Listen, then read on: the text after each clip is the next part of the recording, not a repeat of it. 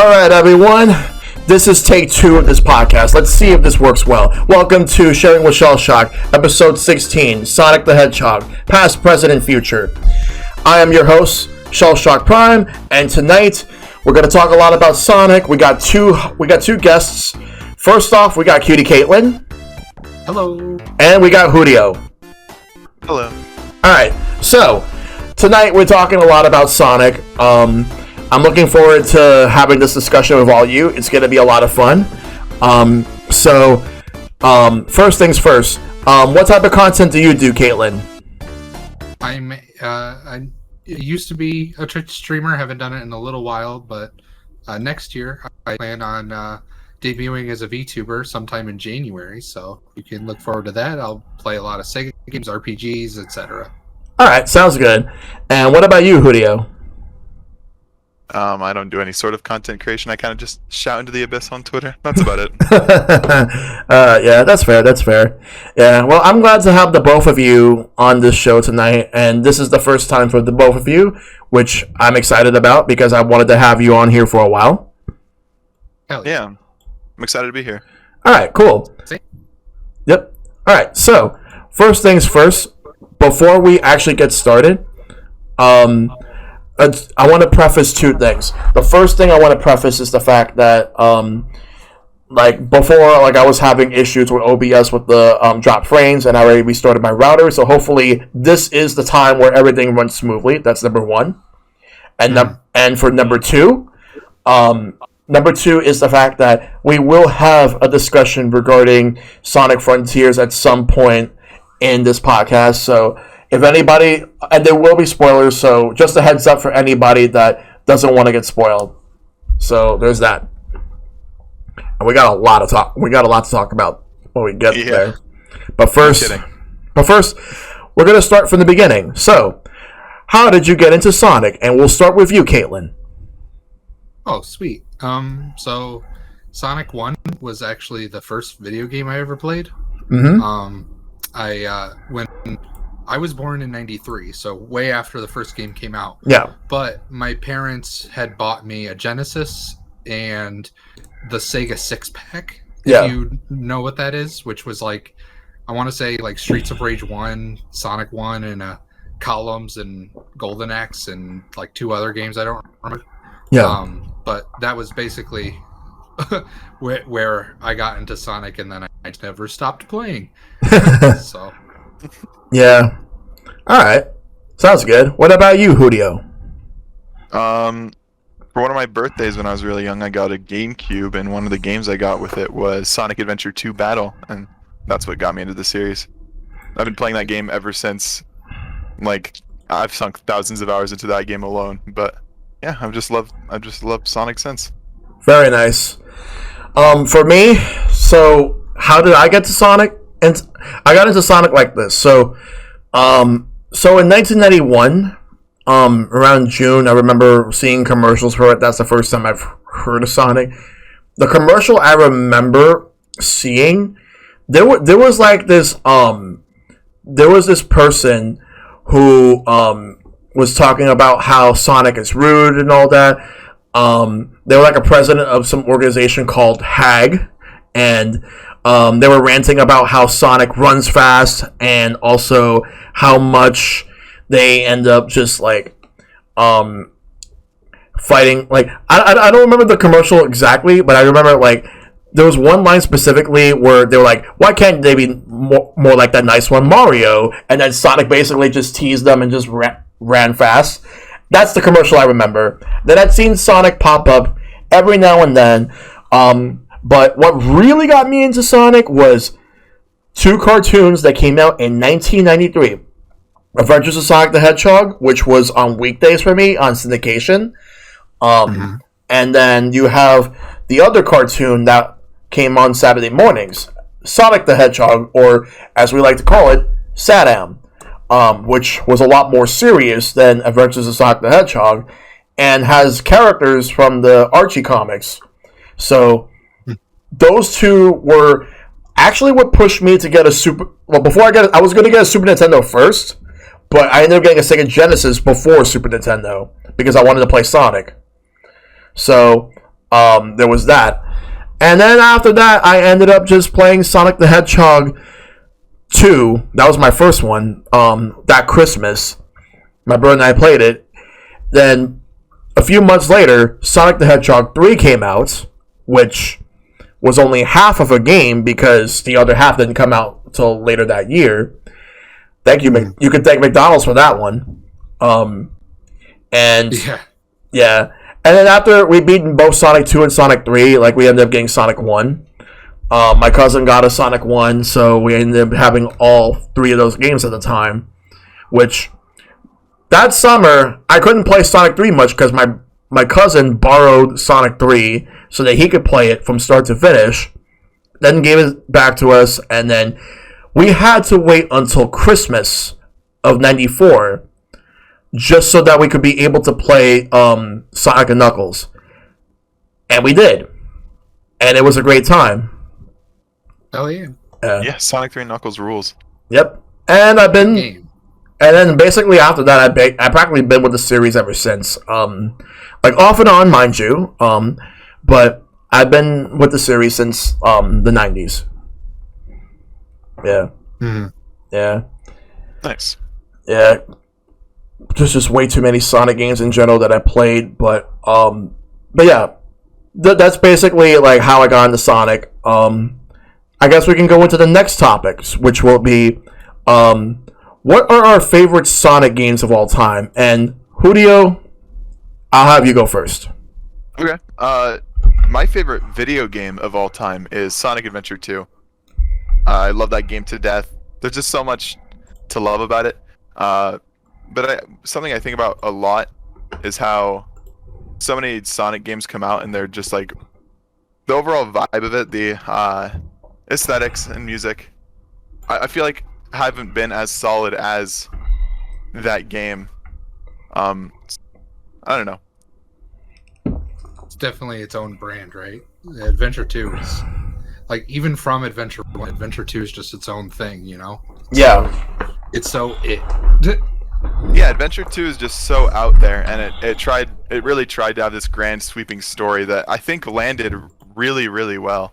Mm-hmm. And it still moves me to tears every time I roll credits. But I feel like that game kind of just it shaped my taste in general for video games.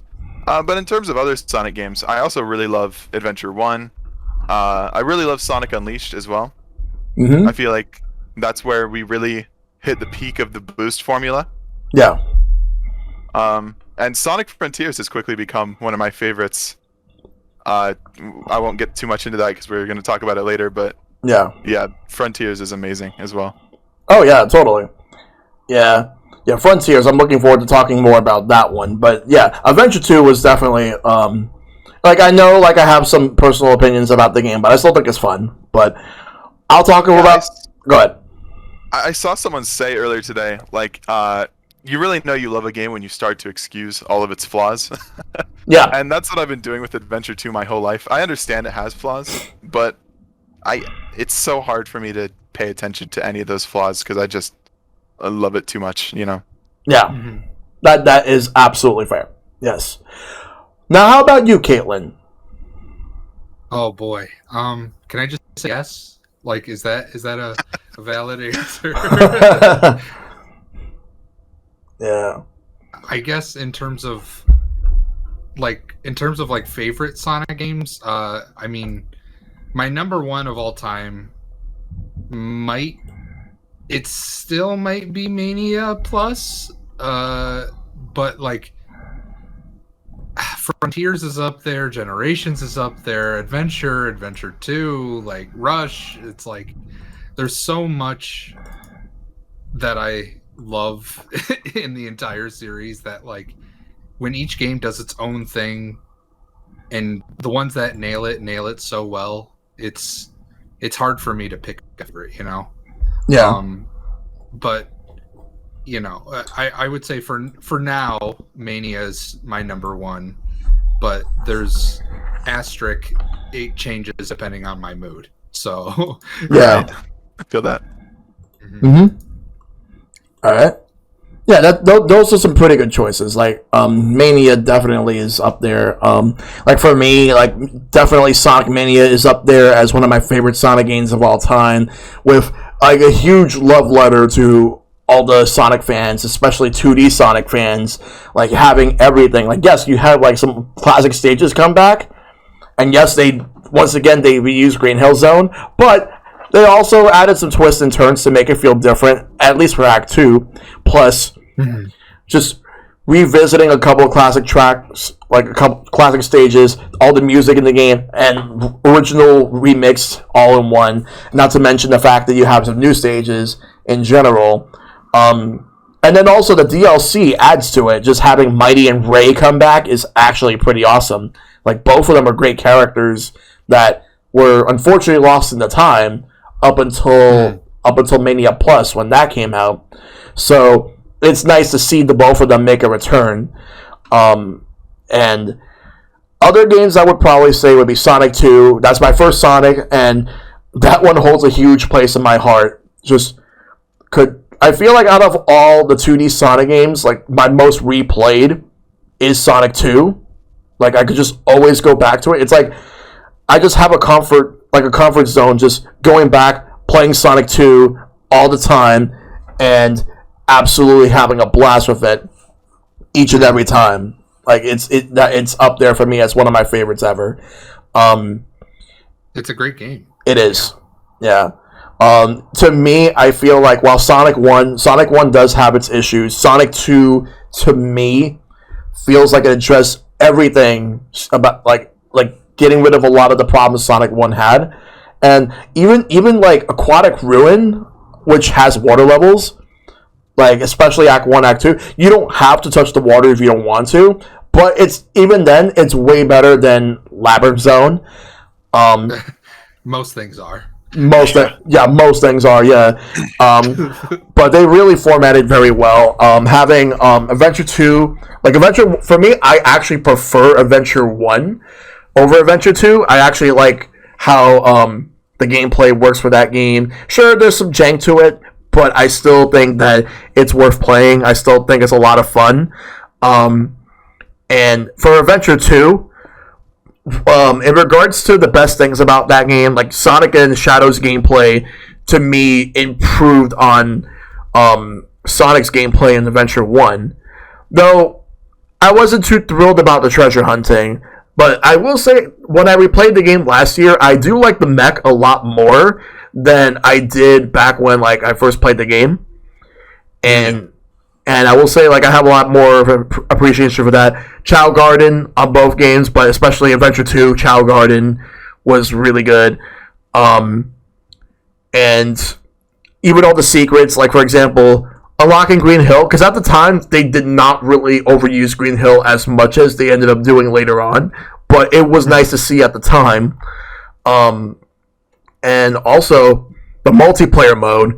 I used to play the multiplayer mode with my brother and played it with friends in high school at the time. Really good, really fun times. Though my experiences were mostly on the GameCube. Yeah.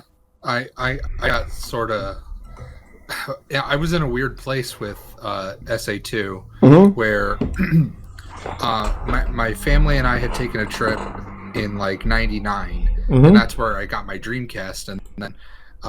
Eventually, when we went to visit some family, and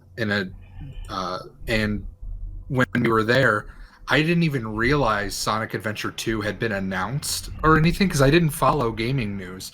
But we went into a game store and it's just sitting there on the shelf for Dreamcast, and I'm like, "What the hell? They made another one?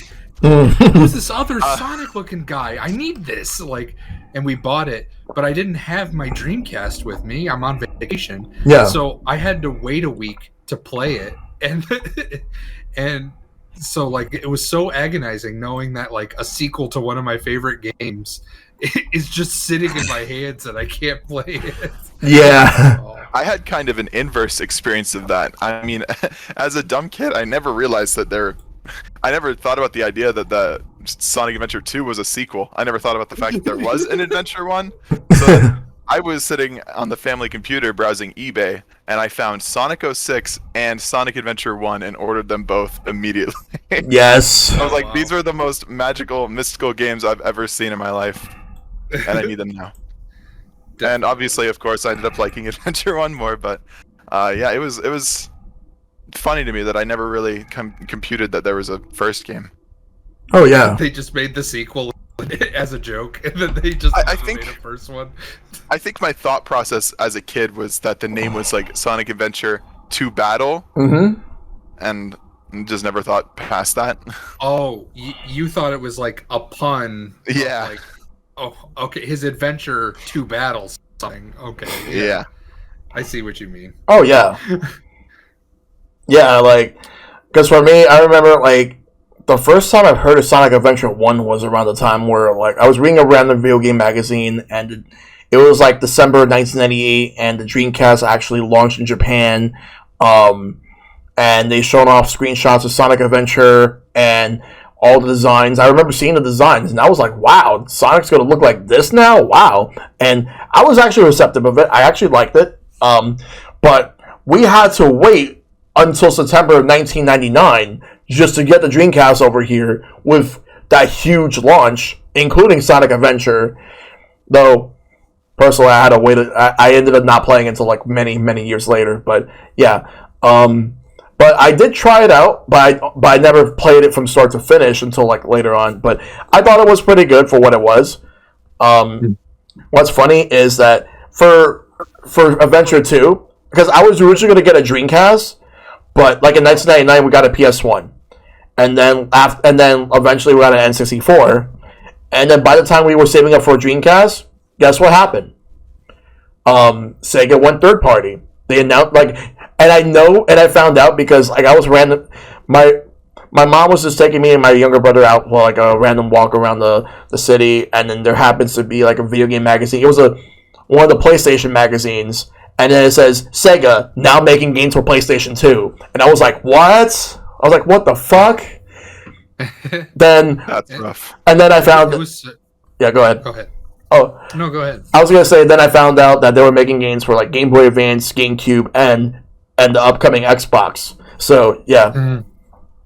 I was gonna say, like, that era was so weird for, like, even as like a really young kid, like, I was 7 or 8 when they went third party. Even for me, I could understand, like, wow, this is a massive shift, and but I think Sega did like a really great job, like making sure all 3 platforms had something for somebody. And I know Nintendo fans kind of got the better deal with how much Sonic they got, but like you still had good games like Heroes and Mega Collection on Xbox and PS2, right? Yeah. Like, PS2 had Mega Collection Plus, so they got the better deal there. Yeah. Well, yeah, and that's what I'm saying. Like, Xbox and PS2 got the Plus version, which had even more games on top of it. And I didn't know that came to Sega. Xbox. And then yeah. Yeah. Huh. And in general, those consoles also got different Sega franchises like Yakuza or Shenmue, right? Yeah. Jet Set. So everyone got something really interesting, but I'm glad Nintendo got Sonic, because that meant I got to play it more, because that's the console I played at the time. Yeah, They're exactly. a good match. Nintendo and Sonic are a good match, usually. Yeah, it's like Sonic does. I feel like Nintendo is Sonic's home away from home, because obviously Sega is Sonic's home, but it just like, because for me, like growing up in the 16-bit era where Nintendo and Sega used to be huge competition towards each other, like fierce enemies, like that was. I remember just going around. No one would ever think that you would have Sonic on a Nintendo platform, and when that happened, wow, just the feeling of playing Sonic Adventure 2 on a Nintendo platform for the first time. I'm never going to have that experience ever again, but just that experience alone, that was wild. That was amazing. Just playing Sonic Adventure 2 for the first time and on a Nintendo platform. Wow. Yeah, it was unreal when when I was young, I got tonsil surgery to get them removed, and as like you were so good, you did a great job. My parents got me a GBA with Golden Sun and Sonic Advance, and I didn't even realize Adventure 2 Battle was a thing yet. So like I was just like, great, this is my Sonic game forever now. Thank you. Oh yeah. When I was younger, I saw an ad for Advance 3 in a magazine, and I thought it was Adventure 3. Oh no. Thank you. Oh yeah. But yeah, like as far as everything else goes, for me, like in regards to like other games in general, I'd say Colors and Generations are up there for me, but and also Frontiers. Yeah, and also we got like a question from Derek DeBroni asking, I'd like to ask, before internet, have you got a bad ending on any classic Sonic games? I did once a Sonic 1 and 2 without collecting the emeralds. So what about you on that one, Caitlin? Probably dozens of times. I've told the story before, so I won't like go super ham on it. But when I was obviously when I was single digits in age, I was not able to beat Sonic 1 on my own. So you know, I would get through Marble Zone and then just like most of Marble Zone and then get completely crushed. I couldn't handle it. Yeah. But my cousin was able to. He got to Spring Yard Zone and I lost my mind. I was like, "There's more video game? Yeah. Are you kidding?" So for years and years, I just didn't, because when you're a child, you're not skilled at these games at all. So I would never be able to have 50 rings by the end of stages. So I never got the Chaos Emeralds. Oh yeah. But eventually when I did, I was like, oh, what are the cool collectible thingies? And I was like, oh, it's the things from the adventure games, because by this point, I was actually able to play video games now. So, oh yeah, totally. more than a handful of times I've beaten the Sonic games and then just not had the emeralds. So yeah. Yeah, like what about you, Whotio? Oh, aside from Sonic 3 and Knuckles, I've never gotten all the emeralds in the classic games, the Advanced series, anything. What? What? I've never really cared to. There's not like a. The only reason I did it for Sonic 3 and Knuckles is because it has a unique final boss. I also just love that game. And I'm not super in love with Sonic 1 and 2. Oh, I forgot about CD. I've definitely done it in CD. Oh, you did it in CD? Nice. Yeah, I love the special stages. Yeah. Yeah. I've done it a billion CD times. special stages are so good. Yeah. Yeah. Like, honestly, like, because I will say CD is great. To me, I still think I still like 2 and 3 and Knuckles more. Like Sonic 3 and Knuckles is just an amazing game, but like Sonic CD, like I will say, it's definitely better than Sonic 1. That's for sure. Like way better than Sonic 1. I love Sonic CD. The aesthetic and the music in both regions Yes. is just fantastic, and I just feel pure euphoria every time I play that game. Same. Yeah. I know my girlfriend recently, she had never really played much Sonic games at all. But when Origins came out, we took that as our chance to have her play through all 4 of the classic games. Yeah. And she did story mode, so she just played them all in order, more or less. And at the end of it all, I think CD came out on her. She loved the exploration, and the special stages were so fun, and the music, man, God, just don't matter what soundtrack, that music hit different. It definitely did. Yeah. Yeah. Like for me, like a lot of the music for these Sonic games do hit different, and everyone always talks about that. Everyone always agrees that no matter how good or bad the Sonic games are, the music is always like one of the highlights of each of the games. Yeah. Mm-hmm. Yeah. Definitely true. Absolutely, like just fantastic music. so many different composers. Though there is one Sonic game I can't really say the same thing about, and that's Sonic Chronicles: The Dark Brotherhood, because the music in that, oh boy. Listen, okay, so I didn't want to out myself as a Chronicles fan, but I'm gonna have to. That I will defend that soundtrack because it's at least bad compositions of good songs. The big arm theme, though.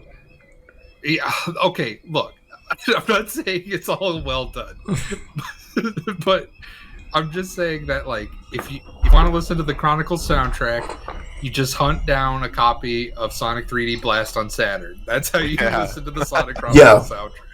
I always think of the rendition they had of the Sonic 3 final boss theme. I think they call it Nocturne in that game. Yeah. And it is the goofiest OST I've ever heard in my life. Like, when people bring up the basement theme from Resident Evil DualShock, oh god. It's basically, like, on par. That's fair. What sucks is, like, correct me if I'm wrong, but I believe there was supposed to be a unique soundtrack to that game, and at the last minute they had to get rid of it for whatever reason. Yeah. I heard that as well. I don't know what happened with that. I'd love if one day someone dug it up and we got our hands on that. Yeah, like... Oh, that'd be great. Yeah. Hopefully sooner rather than later, but we'll see. Yeah.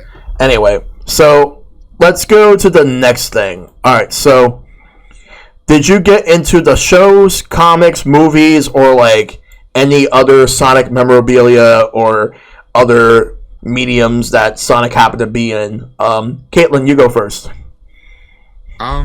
So all the above, but I was mostly into the show because my parents used to have Netflix when it was the DVD mailing service. Yes. So I would rent the same like 4 or 5 Nintendo cartoons they had on there, and then every now and then you'd see an advertisement for one of the Sonic shows, and that was my exposure to like Sonic Underground, for example, like the most bonkers, unnecessary thing they ever made of the franchise.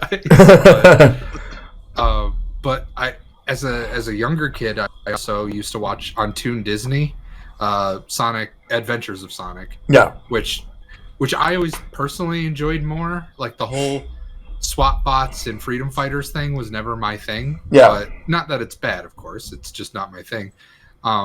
I liked the more silly style of that show. I liked how they depicted Eggman in that show. I preferred him there over the Dr. Claw ripoff that was in Sad AM. And then, oh man, Sonic X. That was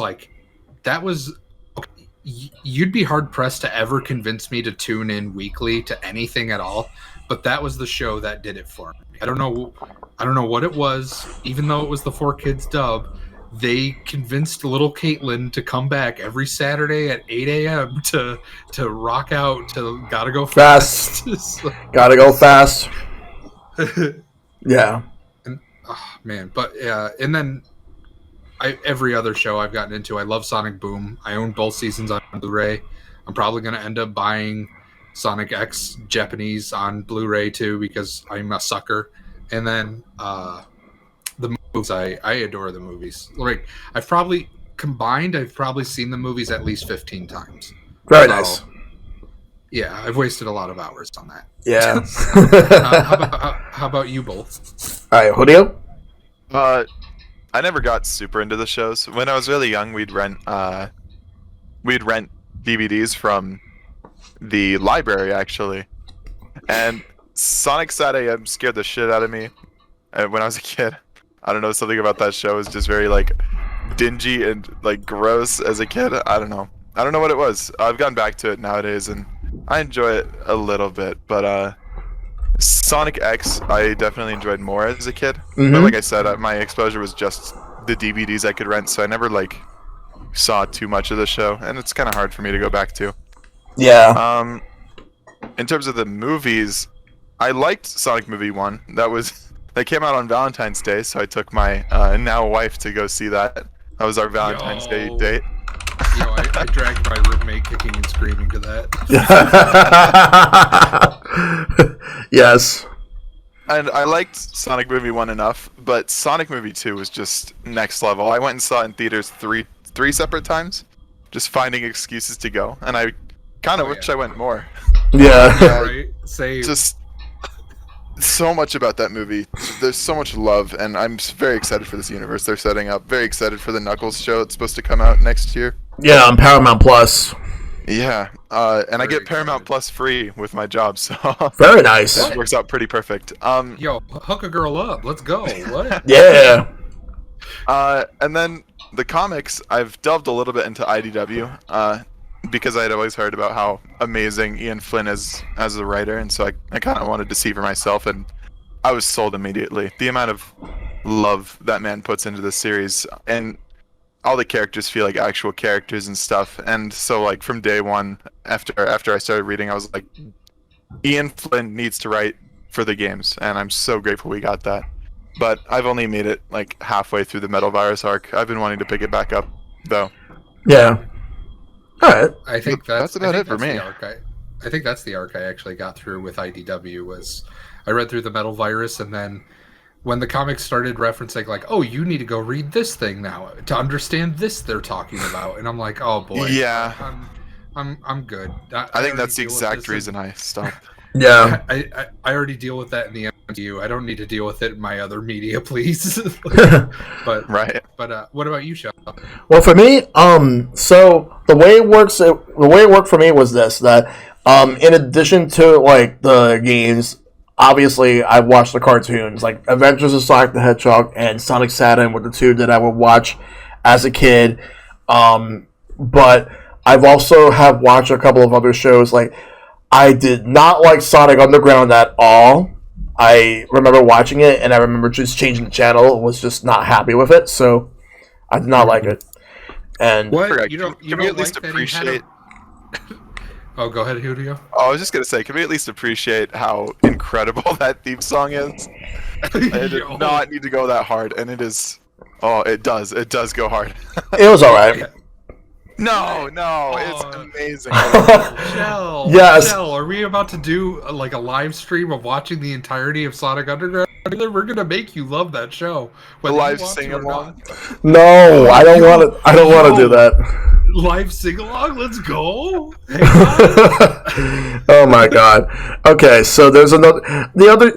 As far as the other shows go, like I did like Sonic X when it came out, and then I rewatched it, and for whatever reason, I just wasn't feeling Sonic X. And then I rewatched it again, and again, I reaffirmed like I just can't get into this show anymore. Like I remember liking it when it came out. I enjoyed Sonic X, when it came out. The only thing I didn't like about Sonic X was like, there was a couple of voices I was not the biggest fan of, and the one voice I did not like the most is Rouge the Bats, but I don't like Sonic's voice.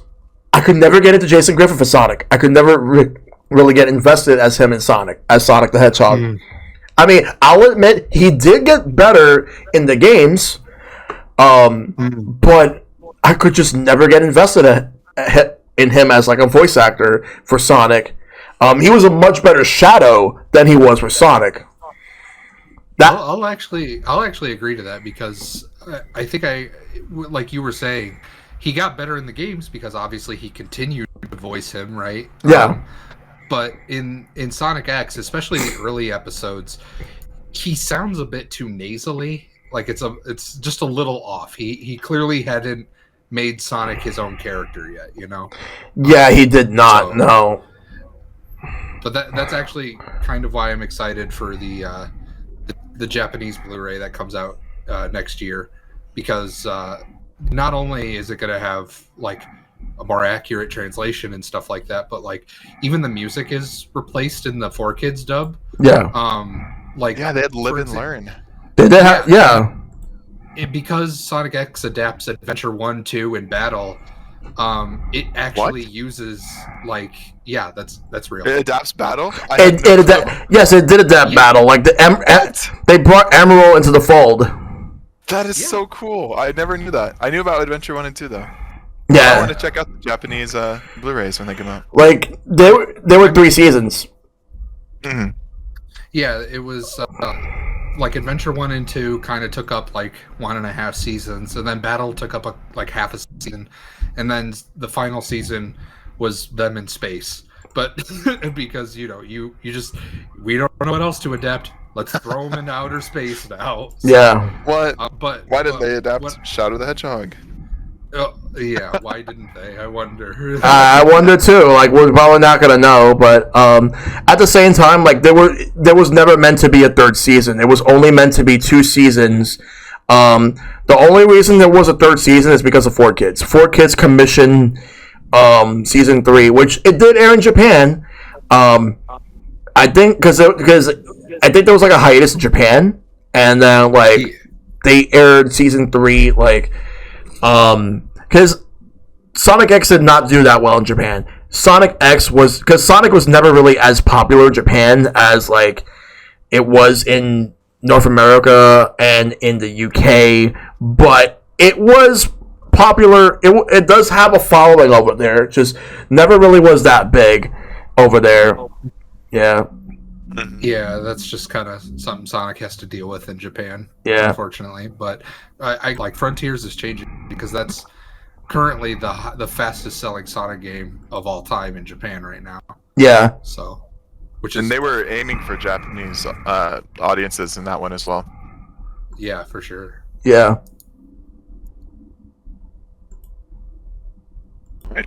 All right, so the thing is that also in regards to Sonic X is that I remember just watching it, and with Sonic X, I remember season 3, like it was just basically Chris just did not want Sonic to leave and go back to his world, but so he just went in.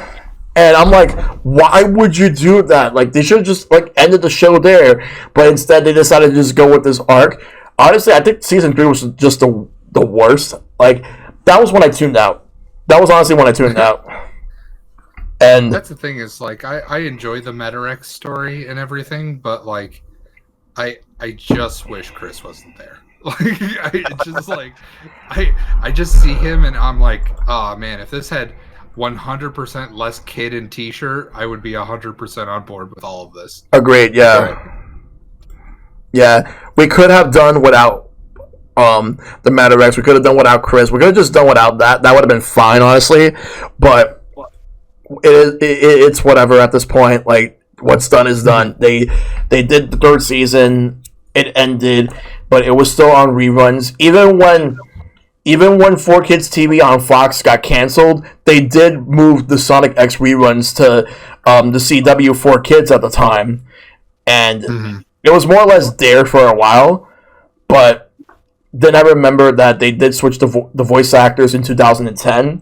I think the last time the 4Kids voice actors did any voices was for Sonic and All Stars Racing, the first one, not Transform, but the first one. Kind of. It was reused clips for that one. Yeah. The last time they did new voiceover was Black Knight. Yeah, it was Black Knight. And then after that, like, they ended up just starting to use the new voice. Well, with the exception of Mike Pollack, who is still around, they recasted everybody. And I think Sonic Free Riders was the first one. But before that, the first time Roger Craig Smith voiced Sonic was like at some sort of a ride at a hotel, which was also called Sonic Spinball. And oh my god, I forgot about that. Yeah, that was the first time that Roger Craig Smith actually voiced Sonic. There was like a test run to see how it worked, though. It didn't sound anything like how Sonic would sound like in Sonic Colors and onwards, but yeah. Because I know, like, before they replaced 4Kids, like, the 4Kids voice actors replaced the original voice actors from Sonic Adventure up until Sonic Heroes. Like, you had Ryan Drummond, Dean Bristow. I think it's because Dean Bristow passed away because he was Eggman, and if they wouldn't have made the shift to switch the voice actors, they would have just kept the same voice actors but only brought in Mike Pollock, and that's it. But and now Mike Pollock is like the longest running Eggman voice actor, at least for English speaking audiences. But in Japan, they had like a total of like 3 Eggmans, and 2 of them at least passed away, and they're on the 3rd one right now. Oh wow! Yeah. I know when it came to the voice cast switch, Advance 3 was the last time Dean Bristow did work for Eggman, because it was shortly after Advance 3 came out, but Sega sort of took this as an opportunity. Okay, so this new Sonic X cartoon is getting dubbed. Let's just adopt that voice cast, and that's why they stuck with them for so long, is because it was for synergy, what was then brand synergy at the time. But by 2010 they were like, okay, we just want to like hard cut, we want to do something else. Oh yeah, totally. We got lucky that Mike Pollock, when he re-auditioned for Eggman, they actually wanted him back, and he was probably the most well-received of the entire 4Kids cast. He absolutely was. Yeah, he did a fantastic job. Like, everyone loved him, and even Sega loved him. They loved him enough to the point where they let him back in. Of course, yes, like you said, he had to re-audition, but he did great. He did fantastic. Absolutely, like, incredible job for him. Yeah.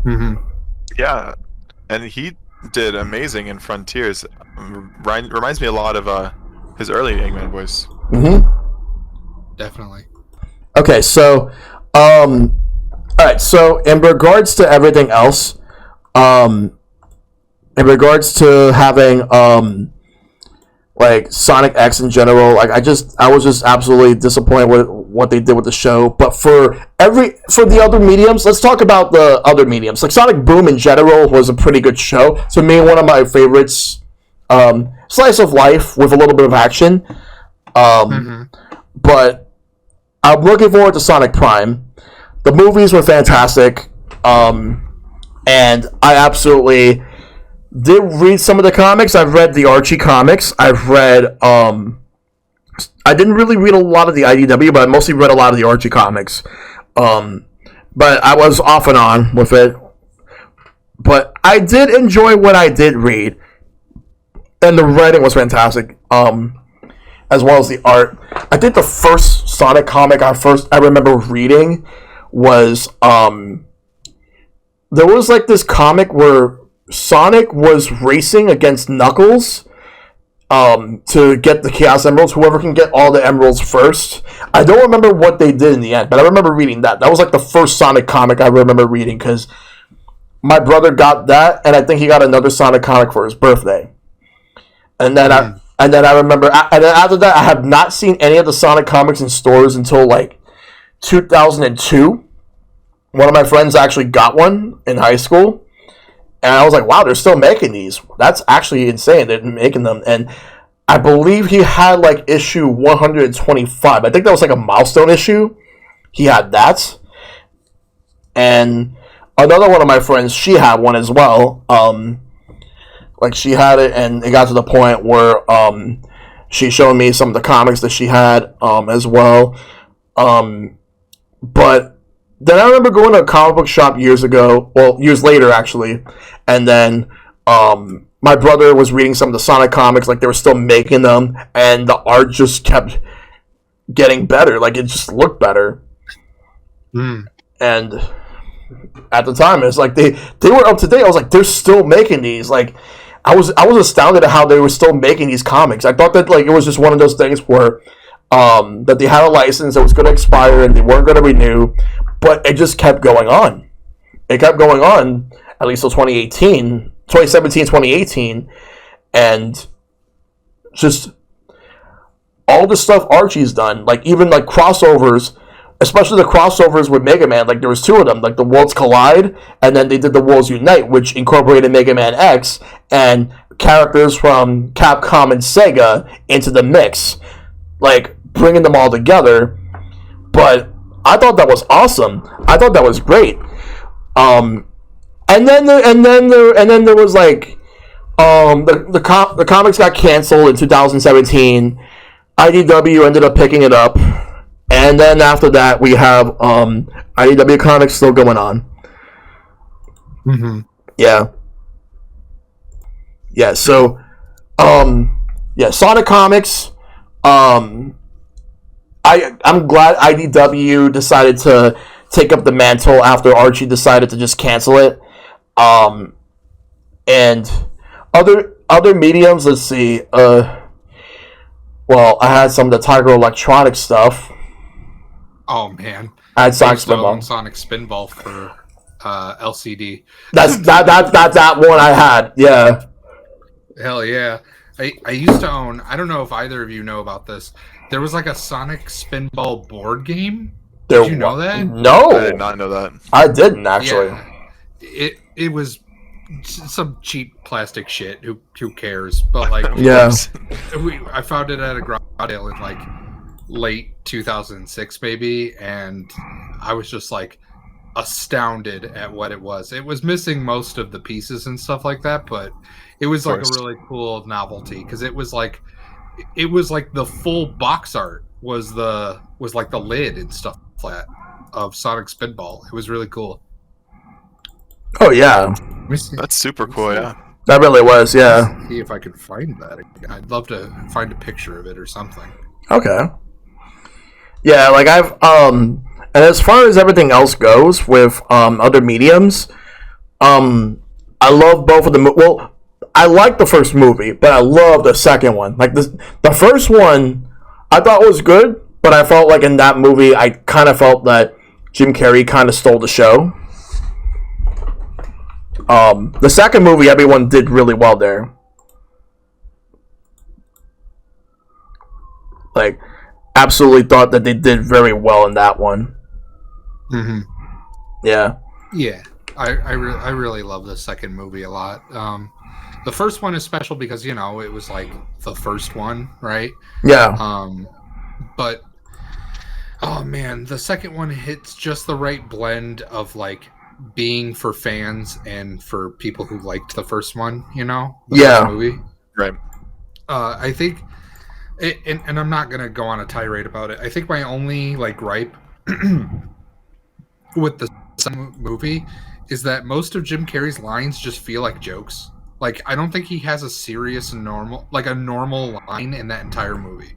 Everything he says is like some sort of quip or gag or something, which is like, it's Jim Carrey, so like I understand, but like it would have been nice if he had just two normal lines, please. But it is what it is. I still think that is overall the way better movie. Yeah. That's something I love about Eggman is how goofy he can be, but also so menacing. So it would have been nice to have a couple serious lines. Yeah, he really did a good job with how he portrayed himself as Eggman. I enjoyed his performance. Ben Schwartz did great. Colleen did great. Idris Elba did great. Everybody did great, especially in the second movie. I love Idris Elba as Knuckles. Great. Oh yeah, he's so great. Yeah, Idris Elba was great. But yeah, as far as other mediums go, for me, there was a pasta that from Franco American. I remember having that as a kid, and that only lasted like I think maybe like 2 or 3 years. The Sonic ice cream, I've had that. Especially the infamous Gumball Eyes one. Yes, the infamous Gumball Eyes one. Yeah, I had that. Yeah, I've had that as well. Like first, it was Sonic Extreme because they were basically trying to go with the marketing for the canceled game. Then you had like other Sonic games that they linked it up with, but it was tasty. I liked it. I thought it was pretty good, and I thought it was nice. Yeah. Yeah.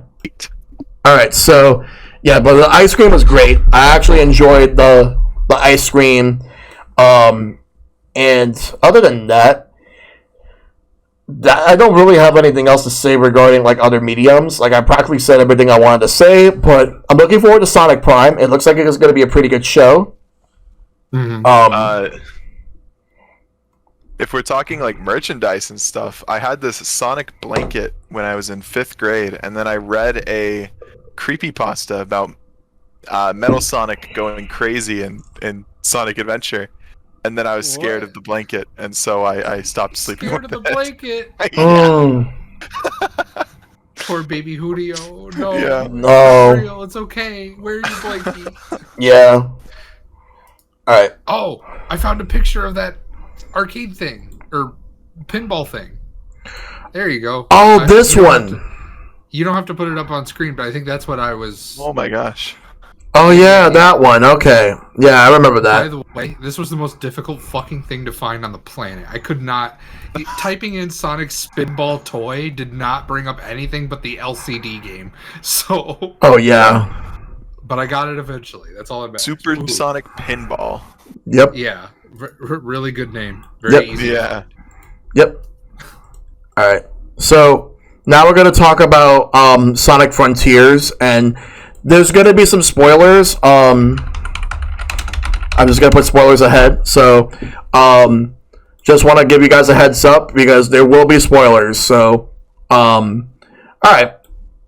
So we're going to talk about Sonic Frontiers right now, and so the game itself, I will say, to start things off, I absolutely enjoyed this game a whole lot. One of the better Sonic games to come from like the past like 10 so years, maybe more than that. They hit this right out of the park. They really did. I absolutely loved this game. Like I did stream it. It took me about like a little bit over 20 hours just to finish the game, but well, at least the main story. I still have to go back and do the other stuff, but I'll do that on my own. But I really loved everything that they did with this. Having to go through different islands. You could actually meet this new character, Sage. Who at first I didn't know exactly just who Sage was in the beginning. But, wow, like... Sage is now one of my favorite characters in this series. Yeah. I love Sage. She's amazing. I love what they did with her. I also love what they did with her, yeah. They did a fantastic job with how they handled her. And they, like, just each of the levels, each of the worlds, each of the areas, they always have some different things you can do. Different enemies, different tasks. Just having...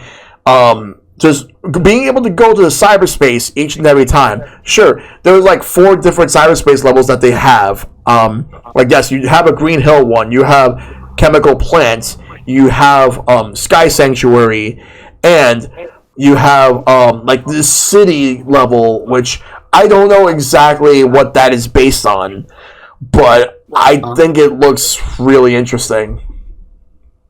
The city specifically in Frontiers is unique, but I think it's loosely based on like Adventure and Unleashed cityscapes. Yeah, because the excuse they use for all these is that they're based on his memories. So yeah, it's somewhere he's been before. Yeah, I kind of figured that they were gonna do more. Like I thought that they were gonna have some more like memories from like the cyberspace. Like for example, they would have probably took something from like Sonic Colors or from like Sonic Heroes, for example. They probably would have taken some, or even like some deep cut stuff that you probably would not have expected to see. Like, though, I was gonna make a joke saying Knuckles Chaotix, but he was only in the ending of that game, and that's like maybe if there's DLC in the game and you could play as other characters and they have their cyberspace stories and all that, which.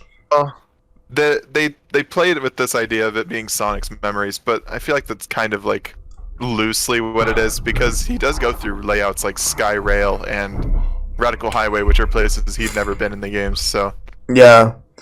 Well, if we want to be technical, he did go in Generations 3DS, but I don't think that's canon.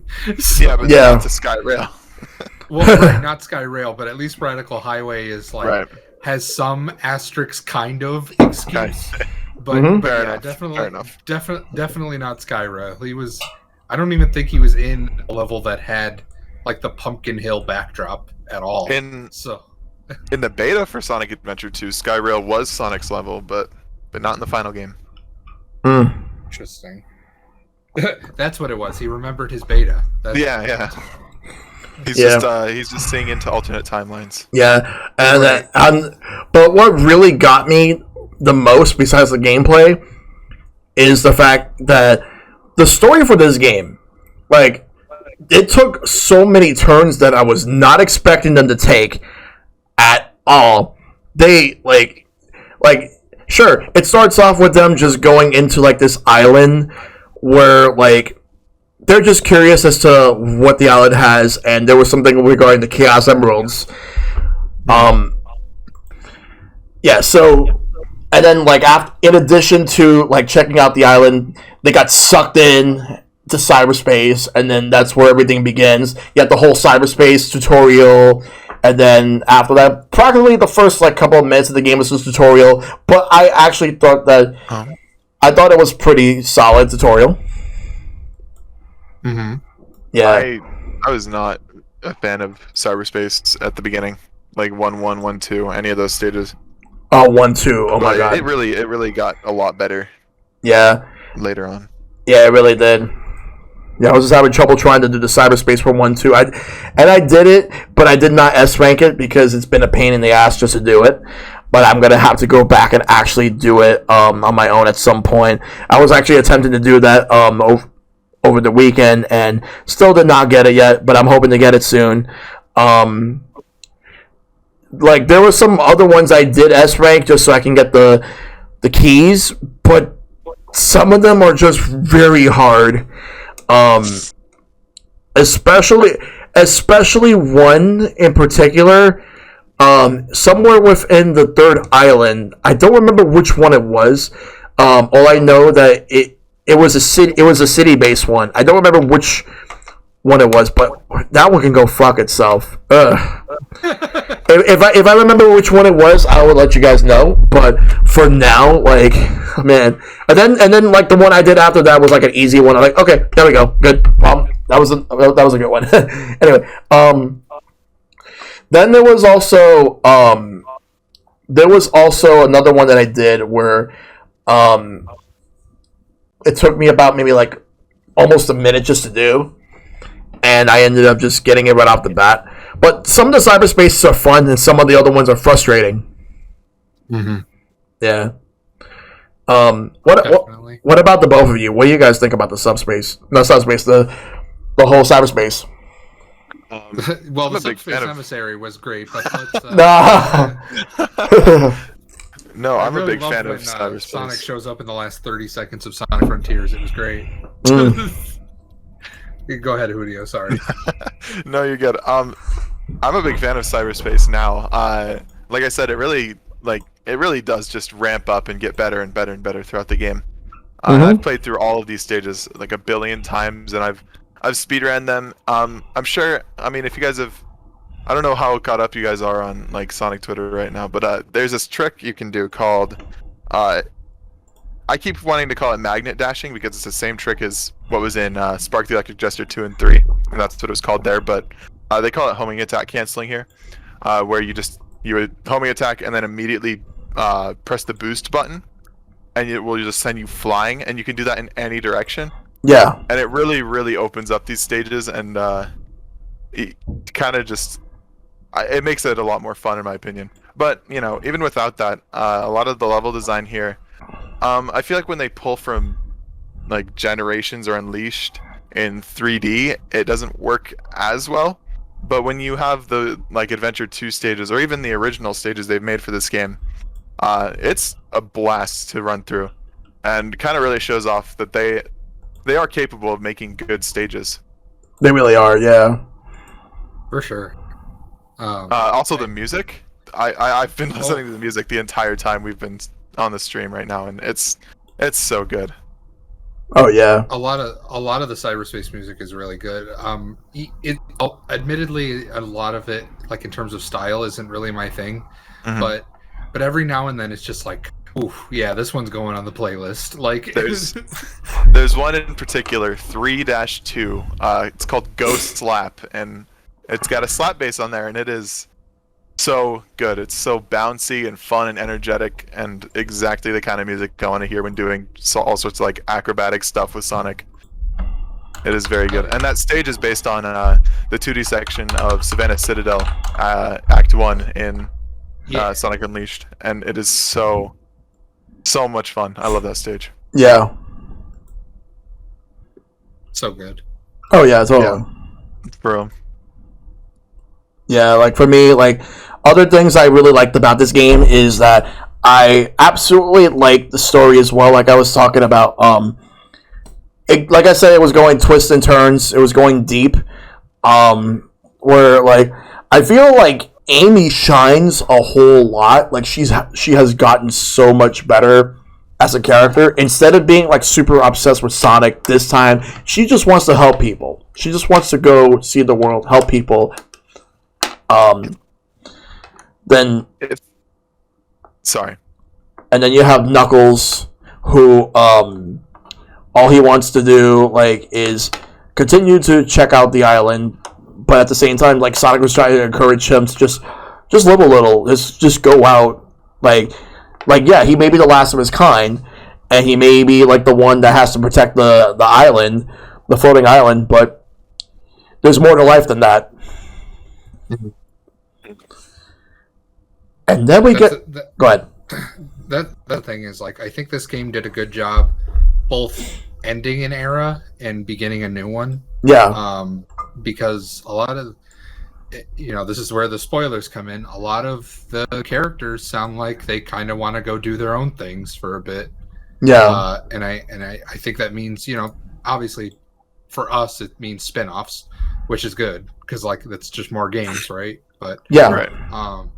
But like it's nice to finally see character development from, like because for years now Knuckles has been he's the meathead idiot, and that's all he's been for so many years now, that it's nice that he's back to his sort of adventure era, like I'm lonely sitting here on my island, but I have a noble sense of obligation to stay here, Mm-hmm. So it's small things like that. Like I hope that's something they explore in these spin-offs, and that they don't do the Sega thing of backpedaling on like, oh, we did a really cool thing here, we're gonna do something totally different next time. And it's like, no, just maybe I'm not saying do Frontiers 2 featuring Knuckles, but like, do something featuring Knuckles that's unique to Knuckles. Give him his own game, please. Just give him his own game, and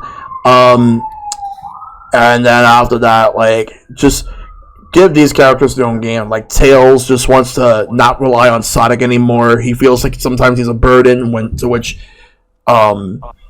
like Sonic was saying, like, you're not a burden. Like mentioning all the times that Tails has helped out in the end. Like, and there's plenty of instances where Tails stepped up in past Sonic games just to show that he doesn't need Sonic. He doesn't need Sonic to help him out. He could just do it on his own. Yeah. Somehow this game actually got me feeling something about the whole Infinite storyline with him. Yeah, like, from Sonic Forces. When Tails was talking about how like disappointed in himself he was, it really kind of got me choked up a bit. I was surprised by how much they got me to care about that. Oh yeah, totally. But yeah, go ahead. I'm glad they didn't retcon that, because like, I feel like that was, within the context of Sonic Forces, it makes some sense that like everyone would be worried or scared or panicking because the hero is gone, but like it was so out of character to just be like a whiny baby for Tails. Yeah. So like I'm glad they contextualized that it was a moment of weakness for him. Yeah. Like, like, oh my god, you made me give a shit about a little bit of forces. Like, I'm probably the biggest forces hater on the planet. So like the fact you made me care just a little bit about the writing in that game is like shows how strong the writing in Frontiers is, you know? Yeah. They really wanted to add some more depth. And the fact that they decided to do that. They could be setting up for spin-offs, but also they could be setting up for multiple playable characters. That's also possible. I don't know which I prefer. I think we talked about that briefly. Is like, I'm not saying they could do it, but if you wanted to make Sonic Adventure 3 and have each storyline be like its own unique sort of mini game, as it were, right? Like with its own storyline, and then maybe have the converging at the end thing, but like for the most part, just have them be separate stories and whatnot with their own gameplay styles. I think that's like the big brain play. Like, I think that's what people would want, you know? Like, we want a return, because like, you know, people always make the jokes about, oh, Sonic's shitty friends or whatever. It's like the friends never sucked. It's just that some of the gameplay styles sucked, so they just got lumped together. And sometimes the writing sucks in some cases. Right, and sometimes it was the writing, right? So I think if you took like the cast we got in this game, and then, you know, it was like what, 4 like Sonic characters, and then Sage and Eggman, right? Like that was a very small concentrated cast. If you did that with an adventure game, you'd have gold. Absolutely. Yeah. I really hope well, something I kind of wish we had in this game, but I mean, it makes sense we didn't, is we have these characters, but the only person they're ever interacting with is Sonic. So I'd love to see these characters with Ian Flynn's writing actually interacting again. Yeah. Yeah, definitely. With each other. So a game where like that could intersect at any point would be very cool. Oh, yeah. I would love if like if Knuckles got his own thing, I think that would be the perfect time to like have Rouge and like Shadow or the Chaotix, right? Like you could develop them because they all have connections to Knuckles. Like it wouldn't make sense for them to have a relationship with Tails or something like that. You know what I mean? Like, so like it'd be a good way to get other characters involved without relying on just Sonic as the sort of adhesive that brings them all together, you know? Yeah, exactly. Also, I want to know more about the end, because it was very ambiguous what exactly the end was, and I'm hoping we get more later. I hope they don't throw that out immediately. Yeah. But yeah. Because they mentioned that it was only one incarnation that you are fighting, and that they come in many incarnations or whatever, and that they're infinite and never ending or whatever. Yeah. But I sort of hope we get to see more of that. I sort of took that as like not a malignant force, but like almost like what's the word I'm looking for? Almost like a deity that doesn't ever truly go away, but you can you can prevent it, but you can't stop it. You can't. No. Yeah. So like I think the end is like obvious in this game. It was just like a malignant ball of evil or whatever at the end, whatever it was, right? Yeah. But I think in future games we're going to have essentially different forms of that one thing, and it's not just going to be the same cryptic creature every time. Like it's going to be something wholly unique every time. It'll just be, oh, this is a result of this, you know? Yeah. Yeah. Yeah, it's just as long as if they were to ever give us other incarnations, I'd like to see exactly just how that's going to affect Sonic as a whole. And the character development of Sage and as well as Eggman, like putting 2 and 2 together, I thought that they did a really good job with that one. Just developing Eggman as like being reluctant on wanting to work with Sonic, even though they acknowledge the fact that he has worked with him in the past. Yeah, and they sort of acknowledge that like it was never because he wanted to save the world, really. It was because he didn't want someone else to win. So he doesn't sort of like Well, I'll do it for my benefit. Definitely not any of yours, even though he has an underlying respect for, Sonic and the others, Yeah, Um, but he still doesn't like him though. but it'll be interesting because like y'all saw that after credits. I did. Like, I think this is the first time since '06 that we've gotten like a real mainstay character in Sage. Like Mhm. she's Yeah. going to be back. Like, and that's huge. Like people say, "Oh, but what about Zavok?" Yeah, what about Zavok? Tell me No about one cares about Tell me about Zavok. But like, I think Sage is like the first time in so long that like we're going to have a reoccurring character that people care about. Yeah, yeah, and yeah. All right. All in all, Sonic Frontiers absolutely a fantastic game. Though I will say the only thing that's I'm gonna say is that I have a feeling next time we see Eggman, he ain't gonna be happy. Yeah. No, this dude's fucking Anger Town. He is. Like- he essentially lost his daughter, and he's not gonna take that lightly. And he is easily gonna go out of his way to kill Sonic. He's going to do it, and y'all know it. Kill him? Well, I maybe don't know about that. I don't. I think Eggman kind of needs Sonic. I think something we saw in this game, especially, is that like, I feel like Eggman almost does this for the fun of the sport. yeah.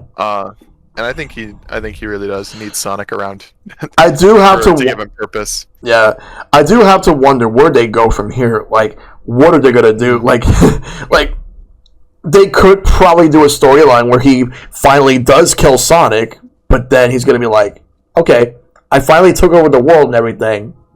Now what?" I mean, they kind of did that with Forces, though. They tried. Oh yeah, they tried to do that with Forces. Yeah, Forces. That's what Forces was, and it was bad. But Yeah. but granted, to be fair, it was poorly written. So Yeah, like, that- that was that problem. But That premise has a lot of potential, but it was squandered potential. It was. yeah, it was definitely just squandered potential there. So I don't know if they're gonna like so heavily divorce themselves from what Forces did in this game and then go back to trying that exact story again, but with Yeah. a better game, So, but it'd be interesting if like if they did the whole like, because weirdly enough, Sonic Boom alluded to the fact that like Sonic and Eggman are like more or less just friends who do this for fun, like with Right. yeah, but like obviously this iteration of Eggman in Frontiers, he's still got a little bit of that sinister side to him, much more than the cartoony Red Baron from Boom did. Yeah. But I think that's something they could play with. I'd be very interested in something like that where it focuses more on Sonic and Eggman's relationship. Yeah. I think that would be a really fun premise. Yeah. All right. So, So overall, I think the game in general is fantastic. Glad to have finally played this game. Glad to finish it, and I'm looking forward to seeing what's going to happen next within the future of Sonic. Same. Yeah, me too. All right. So, I just hope we don't have to wait 5 years to see.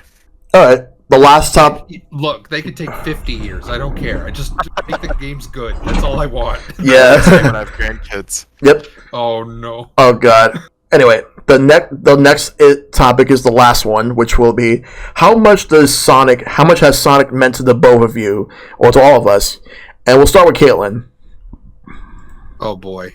This is a loaded question because like Sonic means like beyond so much to me. Like this was like my first video game, right? And like it helped shape my taste in games more or less, right?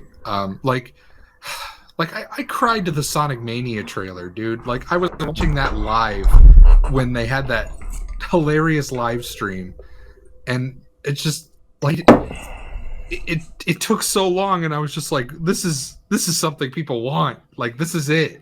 This is here. Like this is real. But then like the fact that I'm so passionately upset about like when they squander something, it's like obviously I'm gonna go back and try something, right? Like oh, like let's say Frontiers came out and no one liked it, right? Like Mhm. I would have still bought it, still would have played it, still would have criticized it, still would have talked too much about it Yeah. because I love it. You know, like these are games I'm always coming back to regardless. I shared it with Whotio earlier in our DMs, but I did a Sonic tier list. I'm not going to go over the tier list itself, but I think I've played almost every single game in this franchise. Like the only exceptions being like obscure Japanese arcade games or like a mobile golf game that came out in 2002 that no one played, right? Like other than weird things like that, like I've played them all because I want to experience all I can of the franchise, you know? Like it's one of my personal favorites regardless of, you know, where he goes. Oh yeah, totally. Ups and downs all the way. Sonic means the world to me, and it always will. So. Oh yeah. Mm-hmm. All right. What about you, Whotio? Sonic means to me more than any like media franchise in the world. It means so much to me. I always say like, even if I say anything negative about a Sonic game, my base level enjoyment for Sonic is so much higher than any other game out there that it just doesn't matter.